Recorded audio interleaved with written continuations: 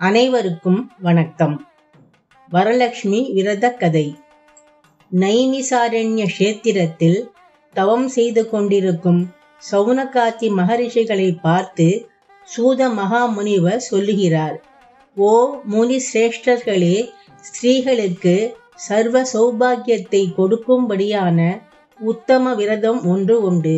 அதை பரமேஸ்வரன் பார்வதிக்கு சொன்னார். நான் உங்களுக்கு சொல்லுகிறேன், கேளுங்கள் என்று கூறினார்.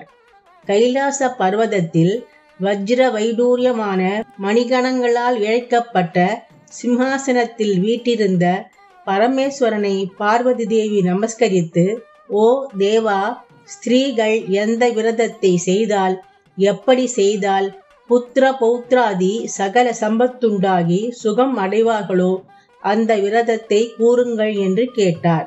அதற்கு பரமேஸ்வரன், ஓ பார்வதியே, வரலட்சுமி விரதம் என்று ஒரு விரதம் உண்டு.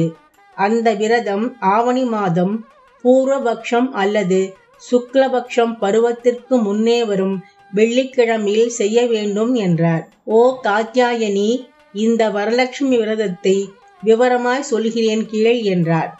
மகத தேசத்தில் குண்டினபுரம் என்று ஓர் பட்டணம் உண்டு. அப்பட்டணமானது பொன்மயமான கோபுரங்களாலும் மெத்தை மேடைகளாலும் மதில்களாலும் மிக அலங்காரமாய் இருந்தது. அப்பட்டணத்தில் சாருமதி என்னும் பெயர் கொண்ட ஒரு பிராமண ஸ்திரீ இருந்தாள். அப்பெண்மணி மகா பதிவிரதை. கணவனையே தெய்வமாக நினைத்து உதய காலத்தில் எழுந்து கணவரை நமஸ்கரித்து பாதம் பணிந்து பிரதட்சணம் செய்து பின் கடவுளுக்கு பூஜை புனஸ்காரங்கள் செய்து மாமனார் மாமியாருக்கு தகுந்த பணிவிடைகள் செய்துவிட்டு வீட்டு வேலைகள் செய்ய தொடங்குவாள். பெரியோர்களிடத்தில் பக்தியுடனும் பணிவுடனும் நடந்து கொள்வாள். இப்படி அன்புடன் இருந்த சாருமதி மேல் மகாலட்சுமிக்கு மிக கருணை உண்டாகி ஒரு நாள் இரவு சாருமதியின் கனவில் வரலட்சுமி தேவி தோன்றி, ஓ சாருமதி, உன்னிடத்தில் எனக்கு கிருபை உண்டாகி உனக்கு அனுகிரகிக்க பிரத்யட்சமானேன். ஆவணி மாதம் பூர்வபக்ஷம் பருவத்திற்கு முன்னதாக வரும் வெள்ளிக்கிழமையில் என்னை பூஜித்தால் உன் கோரிக்கைகளை பூர்த்தி செய்கிறேன் என்று சொல்ல, உடனே சாருமதி தன் கனவிலேயே லட்சுமி தேவியை வலம் வந்து நமஸ்கரித்து அநேக விதமான ஸ்தோத்திரம் செய்து, உங்களுடைய கடாட்சத்தினால் சகல சம்பத்துகளும் மக்களுக்கு சகல வித்தைகளும் உண்டாகும் என்பதில் சந்தேகம் இல்லை. என்னுடைய பூர்வ புண்ணியத்தால் உங்களுடைய தரிசனம் கிடைக்கப் பெற்றேன் என்று மிக சந்தோஷத்துடன் சாருமதி கூறினாள். மகாலட்சுமிக்கு மிகவும் சந்தோஷம் உண்டாகி சாருமதிக்கு வெகுவான வரங்கள் அளித்து பிறகு அந்தர்த்தியானம் அடைந்தாள்.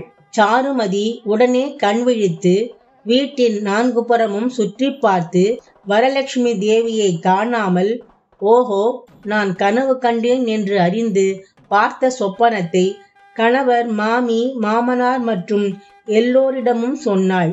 இந்த கனவு மிக உத்தமமானது என்று சொல்லி ஆவணி மாதம் வந்தவுடன் மகாலட்சுமி சொன்ன நாளில் சாருமதி வீட்டில் எல்லோரும் வீட்டை மெழுகி சுத்தப்படுத்தி காலையில் இருந்து மாலை வரை விரதம் இருந்து மண்டபம் ஏற்படுத்தி அங்கே ஒரு ஆசனம் போட்டு அவ்விடத்தில் கோலங்கள் இட்டு ஒரு தேங்காயுடன் கலசம் அலங்கரித்து வரலட்சுமி தேவியை அந்த கலசத்தில் ஆவாகனம் செய்து பக்தியுடனும் பணிவுடனும் சாயங்காலத்தில் எல்லா ஸ்திரீகளும் அந்த வரலட்சுமி தேவியை தியானித்து சொல்லுகிறார்கள். பத்மாசனே பத்மகரே சர்வ லோகைக பூஜிதே நாராயண பிரிய தேவி சுப்ரீதா பவ சர்வதா என்று கூறி மற்றும் ஷோடசோபசார பூஜைகள் செய்து 9 இழைகளும் 9 முடிச்சுகளும் உள்ள நோன்பு கயிற்றை வலது கையில் கட்டிக்கொண்டு வரலட்சுமி தேவிக்கு பலவிதமான பலகார தினிசுகள் நிவேதனம் செய்து கற்பூர தீபாராதனை செய்து பிரதட்சிண நமஸ்காரம் செய்ய ஆரம்பித்தார்கள். ஒரு தரம் வலம் சுற்றி வந்தவுடனே அந்த ஸ்திரீகளுடைய கால்களில் கல் கல் என்று ஓசை உண்டானது. எல்லோரும் தங்கள் கால்களை பார்த்து கொள்ள கஜ்ஜை முதலிய ஆபரணங்கள் உண்டாகி இருக்க கண்டு சந்தோஷம் அடைந்தார்கள். 2வது பிரதட்சிணம் செய்ய அவர்களுடைய கைகளே தகதகவென்று பிரகாசிக்கும்படியான நவரத்தின வளையல்கள், கங்கணம் மற்றும் ஆபரணங்கள் ஜொலித்தன. மூன்றாவது பிரதட்சிணம் செய்ய அந்த ஸ்திரீகளுடைய சரீரம் முழுவதும் ஆபரணங்களால் நிறைந்து அவர்கள் வீடுகளில் எல்லாம் செல்வம் கொழித்து ரத கஜ துரக பதாதி வாகனங்களுடன் அந்த ஸ்திரீகளை அழைத்துச் செல்ல வந்தனர். அப்போது சாருமதி முதலிய ஸ்திரீகளும் சாஸ்திர முறைப்படி இவர்கள் கையால் பூஜை செய்து வைத்த பிராமணருக்கு சந்தன குங்குமம் அட்சதைகளால் பூஜித்து சுவாமிக்கு நிவேதனம் செய்த பலகாரங்களையும் தட்சணை தாம்பூலம் கொடுத்து நமஸ்கரித்து அந்தணரின் ஆசீர்வாதத்தை பெற்றனர். வரலட்சுமி தேவிக்கு நிவேதித்த பட்சணங்களை தங்கள் சுற்றத்தாருடன் புசித்து தங்களை அழைத்து போக வந்திருந்த வாகனங்களில் ஏறிக்கொண்டு தங்கள் வீட்டை அடைந்தனர். எல்லோருடைய இல்லத்திலும் சாருமதி தேவியினால் அல்லவா இப்பாக்கியத்தை நாம் பெற்றோம் என்று எல்லோரும் சாருமதியை மிகவும் புகழ்ந்து பேசினார்கள்.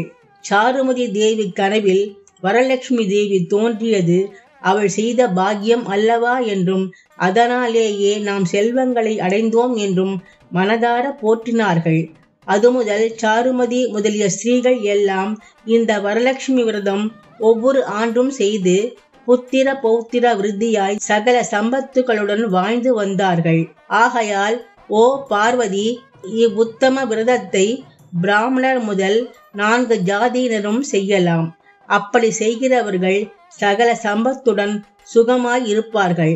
இக்கதையை கேட்கிறவர்களும் படிக்கிறவர்களும் இவ்விரதத்தை பூர்த்தி செய்கிறவர்களும் வரலட்சுமி தேவியின் கடாட்சம் கிடைக்கப்பெற்று காரிய சித்தி அடைந்து நற்கதி அடைவார்கள்.